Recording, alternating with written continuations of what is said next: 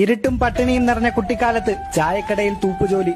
വിളിക്കാത്ത അതിഥിയെപ്പോലെ വിളിപ്പേരില്ലാത്ത വില്ലനായി വളർച്ച മുരടിക്കുന്ന രോഗത്തിന് വിളികേട്ടു. തന്റെ ചികിത്സയ്ക്ക് കൂട്ടിയാൽ കൂടാത്ത കാശിന് ആവശ്യം വന്നപ്പോഴും മൂർച്ചയുള്ള മനസ്സിനെ ആയുധമാക്കി ഇഷ്ടപ്പെട്ടതിനെ കൂടെ കൂട്ടി അദ്ദേഹം പന്തുതട്ടി. നിരുത്സാഹപ്പെടുത്തുന്ന നിമിഷങ്ങൾ അവിടെയും കൂട്ടുകൂടി. കാലത്തിന് എത്ര നാൾ തോൽപ്പിക്കാൻ കഴിയും? ബാഴ്സലോണ ക്ലബ്ബ് അദ്ദേഹത്തെയും അദ്ദേഹത്തിന്റെ ചികിത്സാ ചെലവും ഏറ്റെടുത്തു. അന്ന് ബാഴ്സ ടീമിന്റെ കൂടെയുള്ളവർ മാനേജറിനോട് ചോദിച്ചു, സാർ, ഈ പൊക്കമില്ലാത്തവനെ എന്തിനീ ക്ലബിലേക്ക് ക്ഷണിച്ചു? തിരിച്ച് രക്ഷകനായി രക്ഷക പട്ടമണിഞ്ഞ ചാർലക്കിന്റെ മറുപടി ഇങ്ങനെ: ലോകം കഴിവുള്ളവരുടെ കഴിവിലാണ് നോക്കുന്നത്, അല്ലാതെ കുറവിലല്ല. ആ തളർച്ചയിലും പരിഹാസങ്ങളിൽ നിന്നും മനോധൈര്യത്തെ മനഃപ്പാടമാക്കി കാറ്റിനെ കീറിമുറിച്ച് റെക്കോർഡുകൾ തിരുത്തിക്കുറിച്ച് ലോകത്തിലെ തന്നെ മികച്ച ഫുട്ബോൾ പ്ലേയേഴ്സിൽ ഒരാളായി മാറിയ ഇതിഹാസം.